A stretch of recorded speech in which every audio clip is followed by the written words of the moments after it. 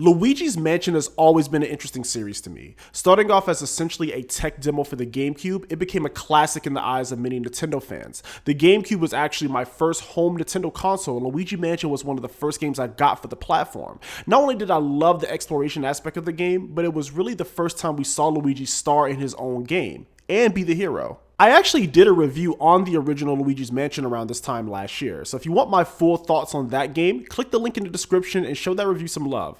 After the first game, we saw a sequel released on the 3DS with Dark Moon, which was a decent game, but took away one of the key elements that made the original game so good: open exploration. And now Luigi Mansion 3, the latest installment of the series. So let's take a look.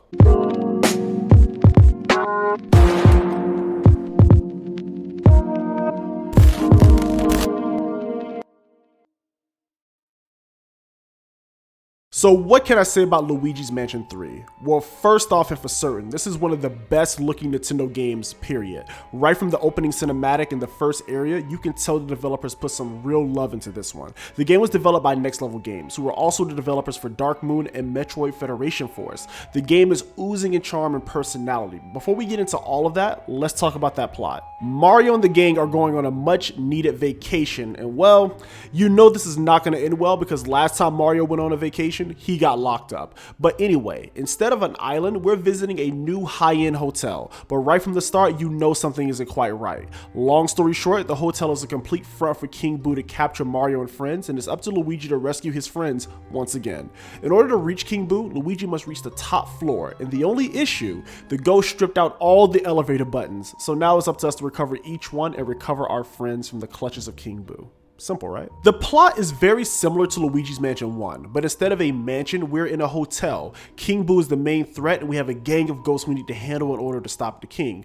Of course, this would not be a Luigi's Mansion game without my man Egad and the adorable ghost pup. The plot is simple, and for a game like this, it works. So Luigi's Mansion 3 is kind of a mixture of Dark Moon and the original and how it's structured. You have open exploration, but the game kind of locks you into a certain floor until you can find the elevator button to reach the next area. In the original, the mansion truly felt interconnected, and here, well, the floor just kind of lacked that same connected feel, you know? Yes, these are areas of the same hotel, but they just felt a little separate. Luigi Mansion 3 retains one of my favorite things about the series though, and that is the exploration and sense of discovery. Now, you use the trusty poltergust to find all sorts of things, from hidden gems, money, and I mean lots of money, and even hidden passages. Luigi Mansion has always been that game that emphasizes the importance of exploration, and I think it's done pretty well here.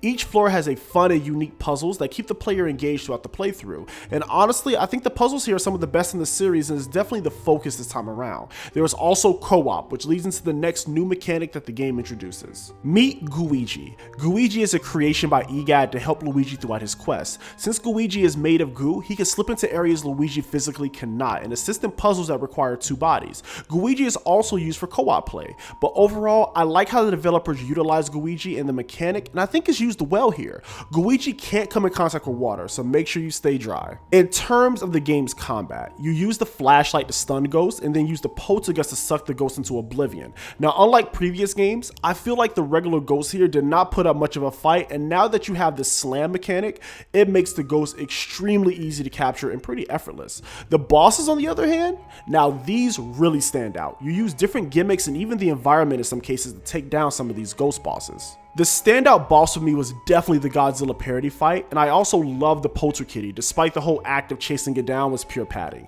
The final fight with King Boo is also really fun and miles better than his fight in Luigi Mansion 1. Overall, these are some of the best bosses in the series, so definitely enjoy that. My only complaint for this game, I found some of the floors really overstayed their welcome, and the whole Polterkitty chase is just pure padding, and I just felt it was a little unnecessary.